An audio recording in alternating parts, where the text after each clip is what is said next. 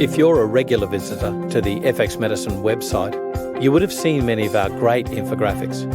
These are all now available for use in your clinic. You can download them for free, and the high-resolution versions are available for purchase as A3 or A2 posters or as a digital file. Simply click on the button beneath your favourite infographics at fxmedicine.com.au.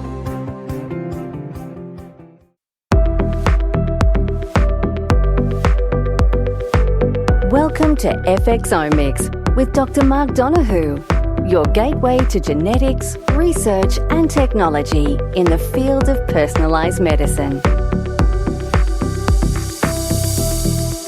Hi everyone and welcome. Today we're talking with Lynda Sedley, genomic biotechnology expert and genomic analyst at GenX Australia. Lynda has moved from natural healthcare to high-tech genomics and all the way back again, and sees nutritional genomics as an area of opportunity for all natural healthcare practitioners. Hi Lynda, and welcome. How are you? I'm very well, thank you. Thank you very much for having me. It's a pleasure. In fact, it's an area that I'm really keen.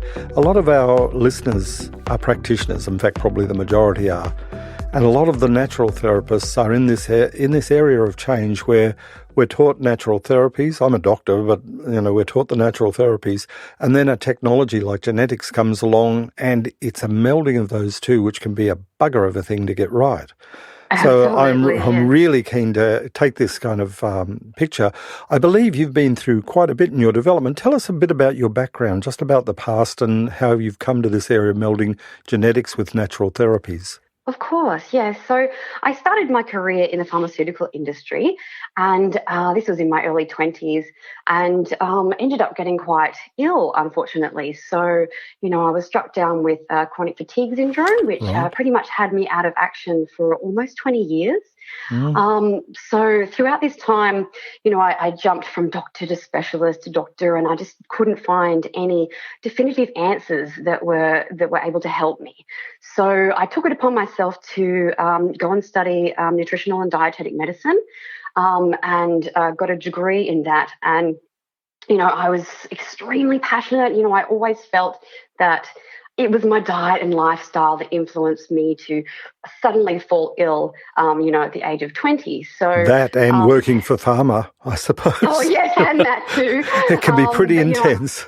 Absolutely. I felt that, the environment and the stress levels, there was lots of things that weren't taken into consideration from a conventional medicine perspective. Right. So, I went down this path.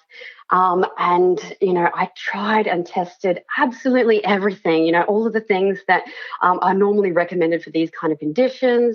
And I just got progressively worse. And, I just, I figured there had to be something else to my story. So then I started looking into genomics or nutrigenomics.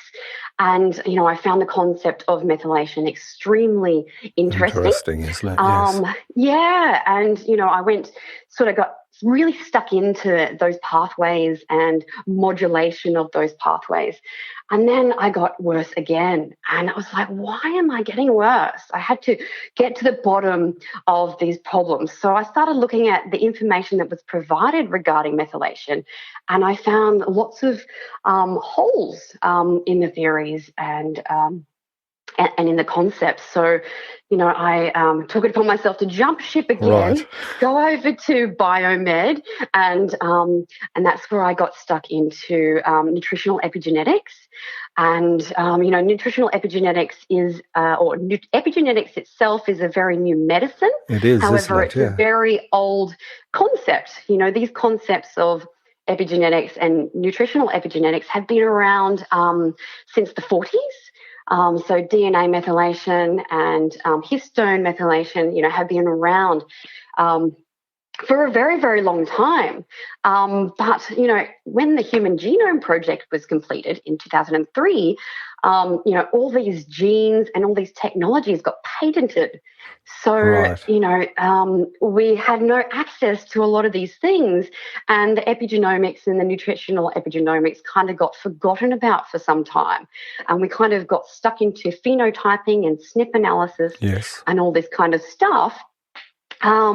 And then when the patents expired in 2015, there was this boom again, and there was a much greater understanding of epigenomics and nutritional epigenomics.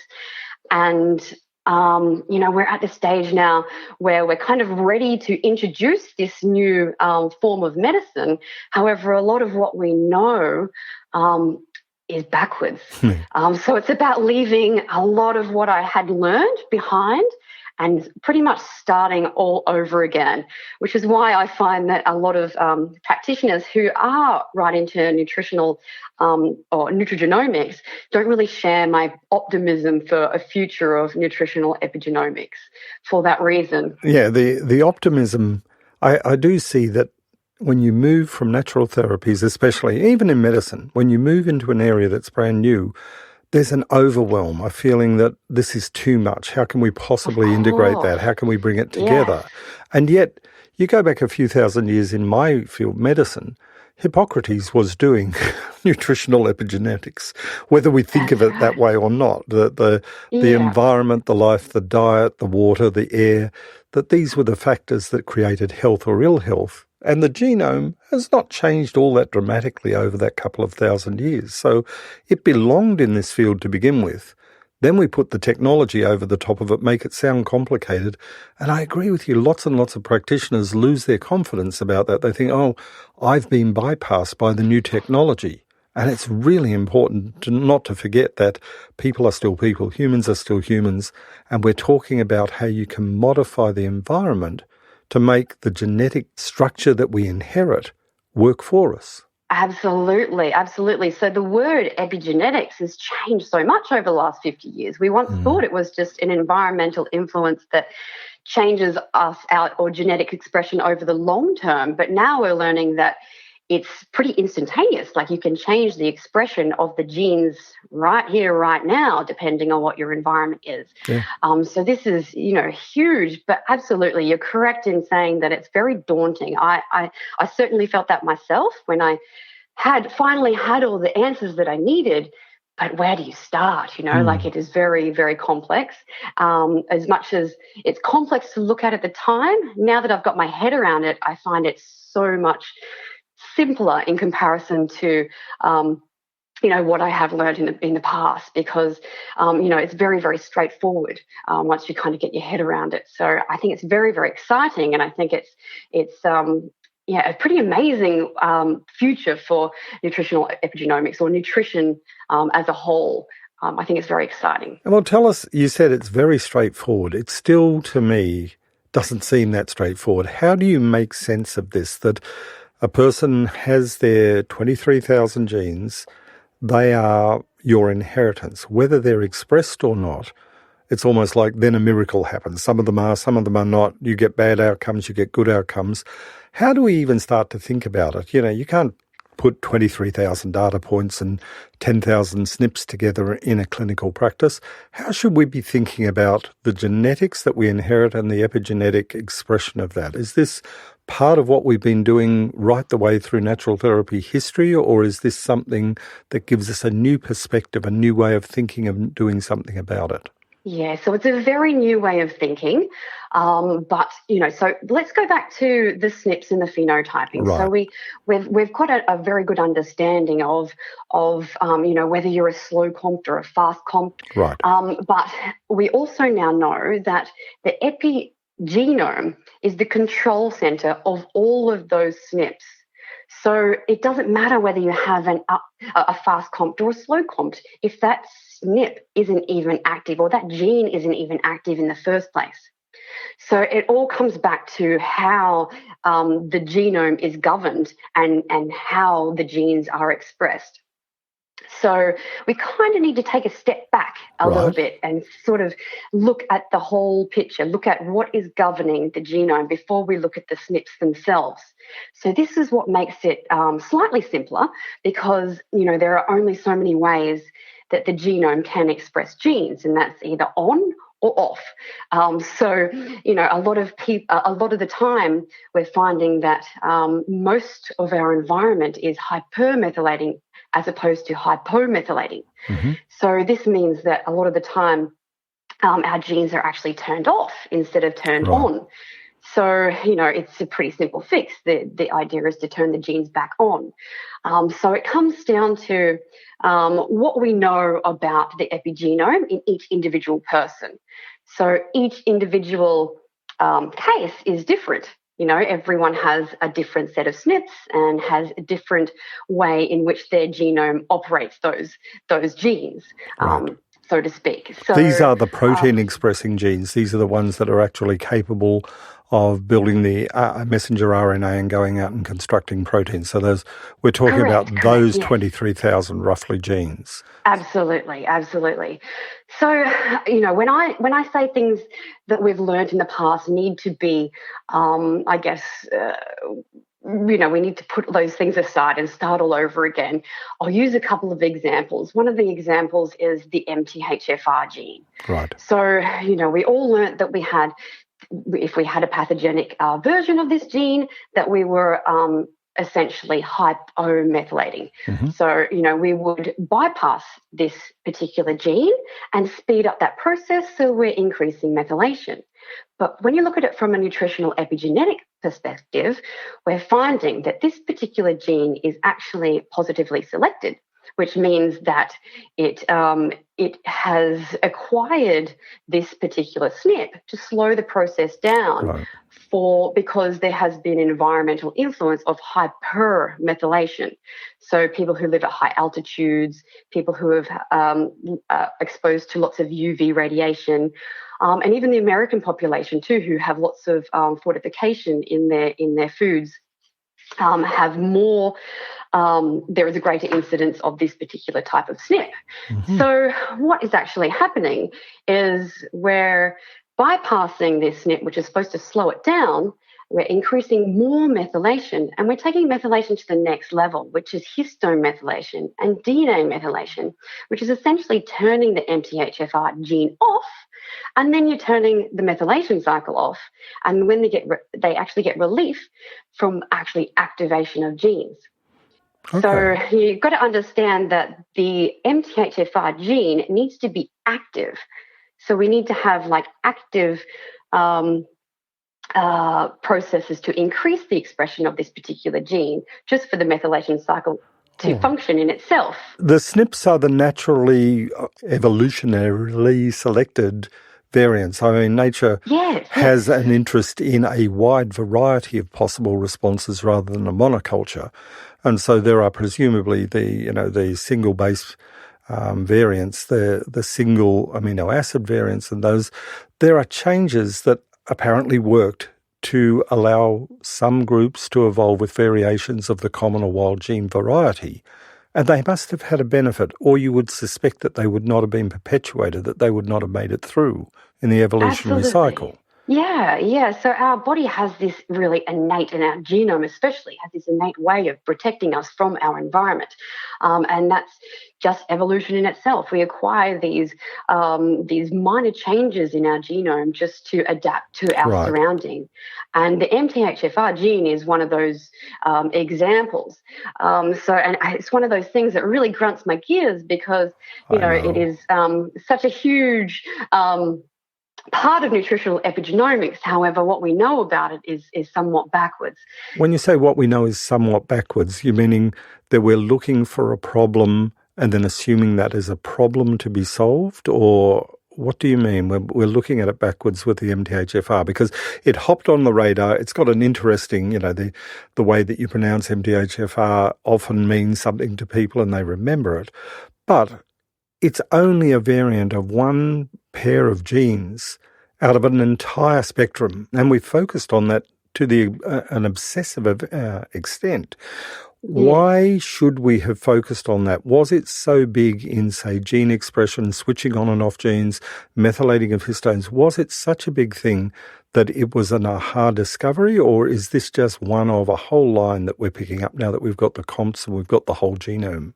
The concept of epigenomics and DNA methylation has been around well before phenotyping. Yes. But because we couldn't access it, we kind of jumped with the phenotypes. We found key genes that were associated with things like spina bifida and, chronic diseases like that, and worked out that they were associated with a particular type of condition.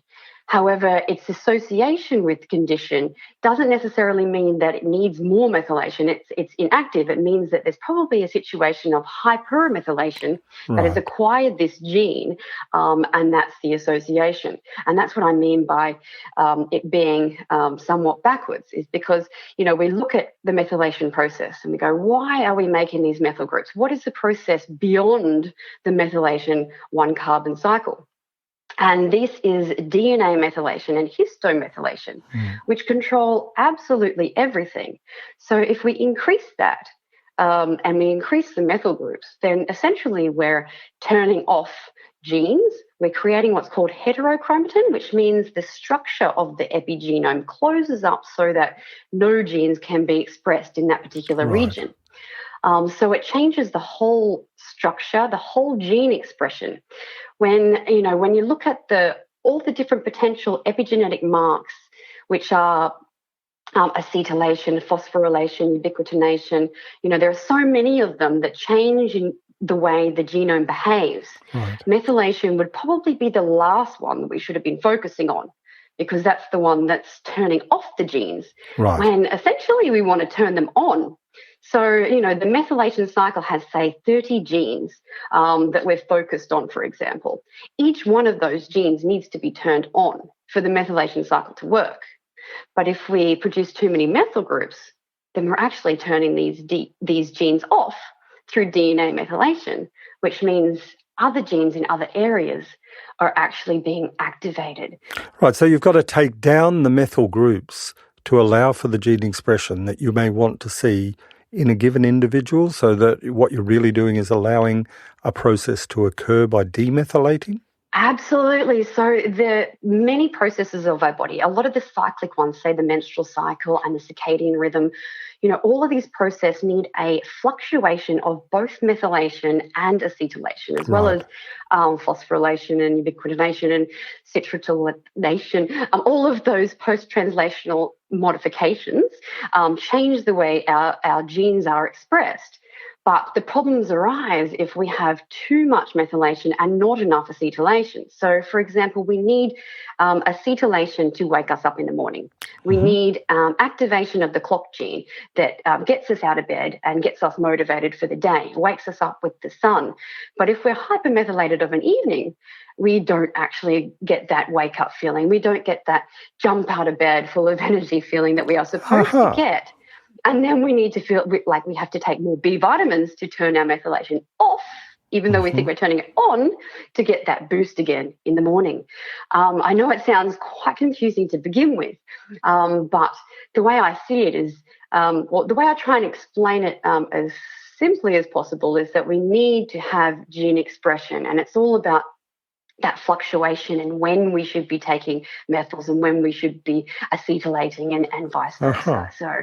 So is there a diurnal variation? It sounds like there is a diurnal variation there that would be useful for a practitioner to be aware of. So we could turn on and turn off on a daily, monthly, any other cycle that the body has. It sounds like there should be an awareness of what is required for gene expression at a particular time of day, month, or even year, I would guess, for annual cycles. Absolutely. So this has been my research focus. My research focus is the complex interaction between, the hormones, the circadian rhythm, the immune system, and the epigenome and the neurological system, which is all pretty much chronic fatigue syndrome picture.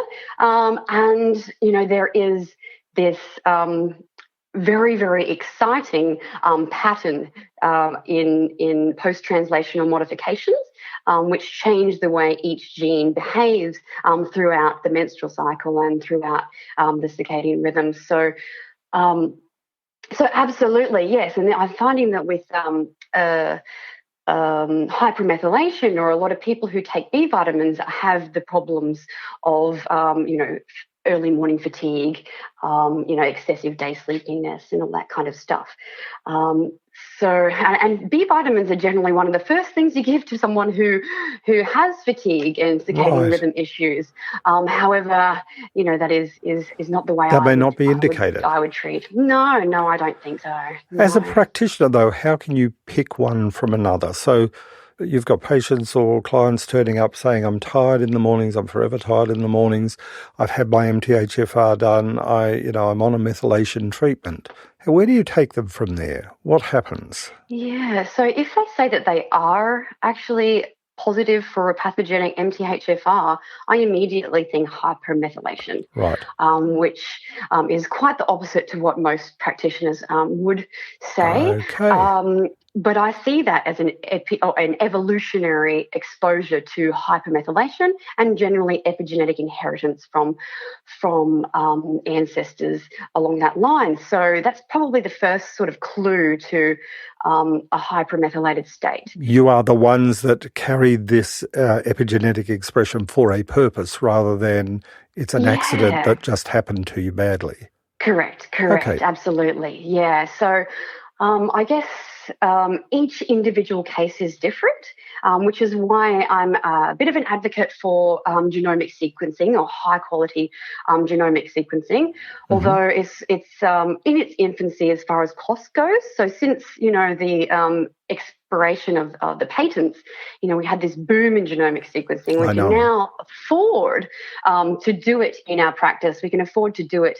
All researchers can afford to do it. I guess a good quality whole genome sequencing is valued at around $1,600. But, that price is going to go down and it's going down every day. It's been dropping for a couple of years now, quite a number of years, by orders of magnitude, hasn't it? Yeah. Absolutely. And eventually everyone will be able to afford these kind of technologies. So my idea is to kind of I'd love to prepare the practitioners for when that time comes, because I really believe that, quality treatment of chronic disease kind of has to start with gene expression and gene analysis.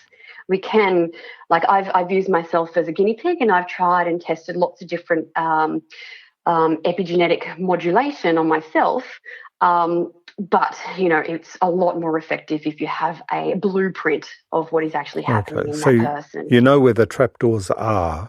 You can figure that out by the whole of genome. So absolutely, rather than doing just, I'll do methylation snips, I'll do VDR snips, rather than picking and choosing, you're thinking that the future is really gather the whole of genome. Are we reliant then on big data and the kind of algorithms for the future to make sense of all those interactions, or can we make sense of it already? Yeah, I think the technology is there, especially with high coverage sequencing. I guess there's definitely lower qualities of genomic sequencing that I wouldn't say are good. They're just not up to the standard as of yet. But there are definitely very high quality sequencing technologies these days. But in an ideal world, I would like to see gene expression analysis, a whole genome coverage, high coverage of a particular condition, as well as looking at the epigenome and looking at the methylation marks in those particular cases as well. So that would be the overall ideal sort of initial analysis of a chronic disease patient. Right. But that would be, that's quite in the future, because it's quite expensive to do that all at once now, although the technology is to standard. Yeah, in practical terms, what happens is we have a patient walk in with a 23andMe report, and they dump it on the desk and say, why am I sick? As if, 125 pages of genome sections, individual segments taken out with red dots and green dots. We have this problem that we're expected to interpret that and make sense of the phenotype or the illness expression. And I think that's almost impossible. In fact, it's impossible when they dump it on the desk at the beginning of a consultation, because there's not the time to go through it. So we're talking about different things here. You're seeing a future where the whole of genome and interpretation is available to the practitioner rather than a set of data points which say, hey, MTHFR is a 1298 variant and the COMP2 is a low function. So we're just getting data points now, trying to put them together. But the future is not that, I'm hoping. Yeah, no, it certainly isn't. Unfortunately, the information that we have on phenotypes is very skewed. There is a lot of missing pieces, and the missing pieces sort of come with the epigenetics. Right. Yeah, certainly, you can gather a picture of methylation. For example, I see it as being hypermethylation, and you can sort of see where there are some roadblocks in certain areas. But I look at those 23andMe reports, and I look at key genes that are involved in the epigenome. So we need key genes to activate genes. Something that we can do something about, is that? Absolutely, yes. Except, unfortunately, the 23andMe is very cherry-picked. So these key genes that I'm looking for aren't actually there. They're not visible. You can't see them. And a lot of the time, these patients that come to me that have chronic disease, especially things like chronic fatigue syndrome, their epigenetic issues lie in deletions and insertions and, these kind of things. And these are very important because if you hypermethylate a deletion, for example, what's left of that deletion, gets wiped out completely. And this is where, illness sort of starts later on in life. You may have that deletion all of your life, but not acquire it until later on when it gets silenced. And we don't do them any favours by hypermethylating, by bringing up the high methyl donors and acceptors. In those circumstances, what would be your approach? So I'll give you an example because I have been in the field of chronic fatigue syndrome quite a bit. We have evidence of lots of viral activation, which the assumption has been that's a failure of methylation as a technique to sabotage a virus's replication, or a failure of the histone methylation to sabotage the virus. Therefore, we think, okay, if we methylate, maybe we can stop these viruses. Yes. Is that reasonable, or is that a misinterpretation of the thing that we're looking at?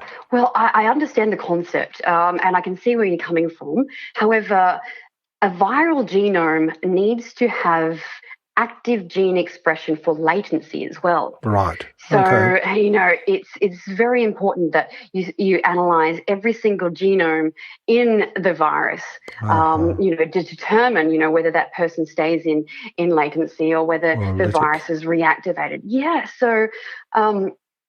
So every gene needs to be either activated or deactivated, but the virus has so many different pathways. It's about which one you're going to be modulating and which one's a priority. And for me, I would like to see a virus stay latent, which is essentially making sure that those genes can be expressed, because it can very much backfire and go the other way. So talk about nutritional aspects of this. The epigenetic modulation that is available to us all is certainly able to be done through dietary changes. I recall when you were saying, things can change very rapidly. A single meal seems to be able to change epigenetic expression, at least in some animal models that I've seen. If we can change things from a nutritional perspective, can we get a lead from the genomic analysis to say, what nutritionally should this person, what's their natural diet, what is their way through evolutionary history that they would have been modulating gene expression? Absolutely. And this is where things like 23andMe and Ancestry do come in handy, because you can have a look at your evolutionary history and, you can see what your ancestors ate. And as far as evolution is concerned, the slower we make changes to our diet and lifestyle, the better our epigenome and our genome can adapt, and the less chance we have of having mutations and things like that. Is when we're exposed to major environmental change or major dietary change, that we end up having to adapt. And, that's when our epigenome, modulates itself so that our genes can express to fit in with our lifestyle. So the major changes of the last few hundred years where we eat food-like substances from supermarkets rather than food, those have got to have played a part in what we see now as chronic disease, chronic inflammatory states. Absolutely. So Yeah. how do you pick the vulnerable? Can you, from a whole of genome assessment, can you see who is vulnerable to, say, the inflammatory responses to particular types of diets? Are there people better suited to, vegetarian, low meat? Are there anti-inflammatory type diets that you can base on the genome itself, or is that a way ahead of us now? No, certainly this is the here and the now. This is the basis of nutritional epigenomics. Right. So, my idea of evolution and nutritional epigenomics and inflammation is another, another place that I see some holes in our current theories, especially when it comes to chronic fatigue syndrome and those kind of chronic ailments. Yeah. So, we can look at things like the Italian evolutionary history. So these ancestors, they ate basically plant-based diets, and they were known to be quite fit. They were gladiators. They had high muscle mass, but they primarily lived on plant-based diets. And then you have other colonies that were meat eaters. They ate mostly meat. And we have a bit of an understanding in regards to evolution and, those meat-eating kind of tribes, like the paleo idea. They eat these foods from those eras, from those times. And, they find that they're healthier, they have more muscle mass and all that kind of stuff. However, at those times, we didn't eat green leafy vegetables. They were quite toxic back then. Mm-hmm. So as much as we see, the changes that have happened through the technological boom when we had, the food processing and the rapid growing and the agricultural revolution. Yeah. So we saw that change, but we also saw another huge change, which is the health craze. Yeah. We all went to green leafy vegetables and anti-inflammatory diets. And it certainly was the case for me. But this is, a diet that can be hypermethylating and very anti-inflammatory. And we know that we need inflammation to heal wounds. We know we need certain types of inflammation for cognitive function. And, inflammation is something that is also very essential. And it's moderated by our own genes and by the, omega-3, the pathways. And so inflammation is these days, I think, considered much more a controlled mechanism. We in the past had to have inflammation to control infections as well. Now we seem to be stuck with the problem that the inflammation is the problem rather than the infection being the problem. I mean, we still have the antibiotic issue to address, but now if you gave doctors a choice, what would you like? We'd say control inflammation without the adverse effects of all the drugs that we use. So that inflammation controlling part would interest every medical practitioner because we see it in heart disease, stroke, we see it in clotting disorders, we see it in arthritis, and we're forever using drugs that shut off a particular system or poison an enzyme but are not sustainable. So is there a sustainable model that we can gain? Do people with their, say, genomic analysis, can we see them these days and say, well, here's the diet for you, here's the foods you should be eating? Or is it just, we keep on giving generic information? Yeah, it's definitely an area that could use some significant improvement. Right. But absolutely, you can see your inflammatory profile in a whole genome analysis. You can. And this is absolutely you can. So for me, and the reason why I was talking about my idea of anti-inflammatory is because the driving force of my chronic fatigue syndrome was a lack of inflammation. Right. So I actually needed inflammation to control my immune system. So, if you, and as I got deeper and deeper, inflammation is the driving force of the menstrual cycle as well. So, you really need to have a basis of inflammation. It just depends on what type of inflammation there is. So each cell has a different metabolic profile. So, in heart disease, inflammation can certainly be confined to the heart or to the blood vessels. However, it's not to say that there is an excess of inflammation in every other tissue. Mm-hmm. So it comes down to the genes, the gene expression, and the epigenome, which is the driving force of the inflammation everywhere in the body. So as far as targeting specific organs, we have a very good database and there's lots of information out there. However, as far as translating that to clinical practice is quite a long way off. It still is it? So are we talking about 10 years away, or will it be in our lifetimes? Is it that kind of... Is this a pipe dream, as I suppose what I'm asking? Because my ideal would be to know whether the person in front of me is suffering from an excess of a pro-inflammatory profile, whether they're failing to meet, say, inflammation control areas in particular parts of the body. See whether the gut, I would love to be able to take a peer in and see what their diet ideal would be like to stabilise some of those inflammatory pathways. I think what you're saying is that's a way away. All we can do is take snippets of that information right in the present and work with the little bits that we do know. Yeah, see, as much as it's a long way away, the translation from research to clinical practice as far as drug manufacture goes is about 20 years. Yeah. So, it takes quite a considerable amount of time. So my idea is to have a research institution which is designed for practitioners that can do their own assessment of these kind of things and get these things happening now, because we cannot wait between throughout that 20-year period, there's just so many people who are suffering, and we can actually do something about it now. The problem with, clinical trials and all that kind of stuff is because we're getting so many false negatives and false positives because of the sizes of the cohorts. Now, we know that each individual genome is different. So for personalised medicine, we should be able to test everybody. I encourage everybody all practitioners to be doing their own testing. I'd love for you to, have a look at whole genome sequencing and analyze the inflammatory profile of your patients and see for yourself.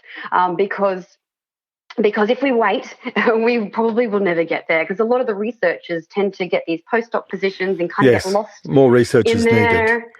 Yeah, and we don't hear about it for a very, very long time. And my idea is to get this ball rolling now and having all practitioners being able to access their own research and participate in our own research, which will hopefully build the nutritional epigenomic industry as a whole. All right, so you do see the day of us being able to take the genomic information, look at the phenotype, who's the person in front of us, our client or our patient, and be able to say, well, here's simple things that you can do to alter that trajectory of gene expression. Absolutely. I mean, the ones that we say now is fill your belly with vegetables, because that's largely going to be better for you, but that's not always the case. If our ancestry comes from meat eaters, fish eaters, there may be differences, so that we're not just saying everybody go on the Mediterranean diet. We'd be able to be far more specific about your needs are best met by the following, and some of those may be supplements and some food. Do you see that being the working model for a while now? Absolutely. So my research is hormonal balancing. So I find that some cultures, they ate a lot of hormones, they ate a lot of meat purely because they have a different epigenetic, different evolutionary makeup, which makes them require hormones from their diet as opposed from manufacturing them on their own. So absolutely, and it interties with inflammation as well, but these kind of people absolutely need to eat more meat because they will suffer if they don't. And then the Woman's Weekly will say, of course, in the next week, never ever eat meat. And then the New York Times a month later will say meat is exonerated. And we have all of these generic statements, all of which do not apply to individuals. They apply across populations when you don't differentiate according to needs or genomes.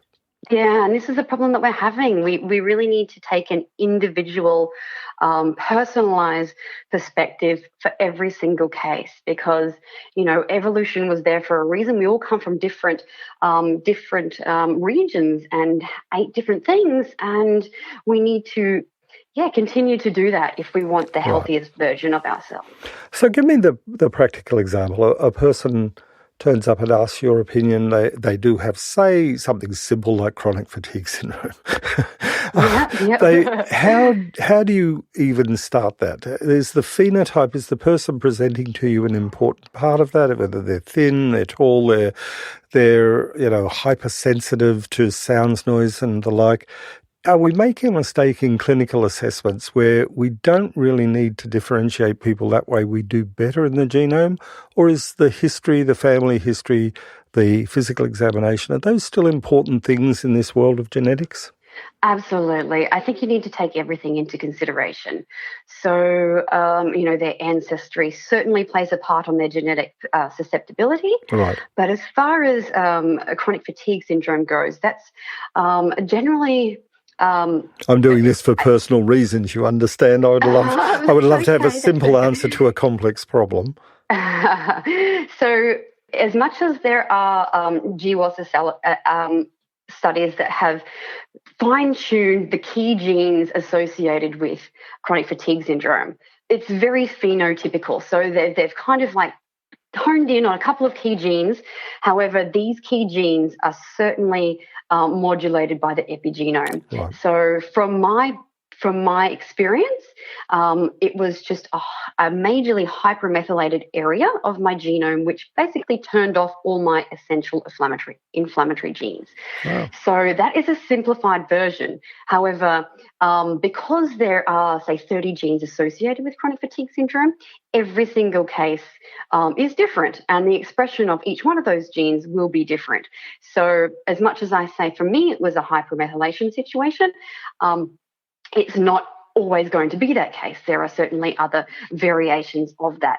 And the way to determine that is through, analysis. You really need to have a look at the environment still. You really need to look at, the evolutionary history, and then their diet, and lots of different things. All of the things that we currently do, we would still need to do. And so that's the place of the natural therapist. The doctor may be focused more on infection, pathogen, Epstein-Barr. They may focus on particular stressors or stimulus for the expression of genes in a negative way. But you can go back to the individual and say, what are their strengths? What are their weaknesses? Naturopathically, I think that leads to a broader concept of, how do you manage stress, exercise, the diet? Absolutely. What are the players in this that may take time for you to work out with the person? Of course. And there's the whole concept of adaptation as well. So as much as we can turn genes back on, the person still has to adapt to the new environment all over again. And that can result in anxiety, depression. These genes haven't been activated for a long time. So, there is a huge a need for naturopathic or holistic therapies in those cases, especially chronic disease. So do you see the natural therapists as having to become mini geneticists along the way? Is this something that can be tacked on to naturopathic education, that it can become, if you like, another tool like a stethoscope or something for a doctor? Is it another tool that expands the range of the things that they are doing? Or is this revolutionary, as in a displacement of old ways of thinking and a new way of thinking about each individual? My feeling is that naturopaths dealt a lot better with personalised medicine than doctors did. We tended to think of diseases and treatment for disease, and the individual was not all that relevant, as you could see from randomised controlled trials. Yeah. Whereas the naturopath has always seemed to me to respect the person in front of them and their individual variations, which the doctors discarded as irrelevant. Absolutely. Now, I think that the incorporation of nutritional epigenomics is eventually going to be essential. Right. I look at different forums and things like that, and these practitioners will ask a question in regards to a condition, and we'll get 10 or 20 different answers. Mm-hmm. But when you incorporate nutritional epigenomics, you can fine-tune those answers to one or two that I know would be 100% effective. So as much as the concept of naturopathy is absolutely essential. We hold all the answers for genomic modulation. But if we wait until, I see it as a window of opportunity, because, in probably past our lifetime, the genomics will take off, and they'll be able to snip and cut different genes out of our genome and insert new ones, which is the technology that's available now. I know, CRISPR. And it's really scary, but people aren't going to want to do this. And as far as evolution goes, we don't know the consequences of these things. So for our industry, in my opinion, to stay alive, we need to stay on top of this, because we are going to hopefully be able to incorporate that when these times come, and be the superior form of genomic modulation because of safety. So I see it as an essential transition, which will take some time, but it should be really exciting for them, because they do hold the answers. A lot of herbs are very, very effective genomic modulators. Yes, and they have been around as long as humans have been around, and humans did pretty well under an evolutionary selective process. I just do see this last century, even just the time that I've been alive, that what we take for food and what we take for exercise and what we take for normal stresses have changed amazingly. And human DNA and the genetic expression and the epigenetic expression, it's almost like it's in a catch-up mode of how do you make massive changes to the world and the food and the gut and the microbiome and expect everything just to function normally without any changes. Yeah, so biochemistry in itself is just completely different to what it used to be. Like our bodies do not do what they used to do. And it just means really starting all over again. Just having an open mind to change is really important in this day and age, I think. Look, I would love to thank you for taking us through that, Lynda. It's been delightful to get a perspective. And I think, my deep down gut feeling is there'll be a technical side to medicine. And if we can bring in those technologies in softly enough to value the other side, the phenotypic assessment, as we practitioners have always done, that the technologies that add to rather than displace are going to be the valuable ones, and how we bring those together. It seems to me that you've been on the forefront of that, changing from the natural therapies to the genomics and then back to natural therapies. I want to thank you so much for guiding us through that today. Thank you very much. You're welcome. Thank you so much for having me. It's been a pleasure. This is FXomics, and I'm Dr. Mark Donohue.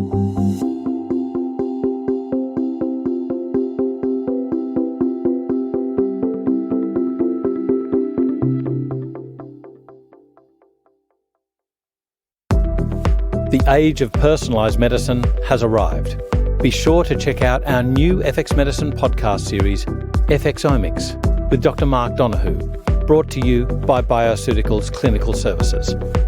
Explore the genomic landscape and the clinical opportunities enabling you to offer truly personalised healthcare.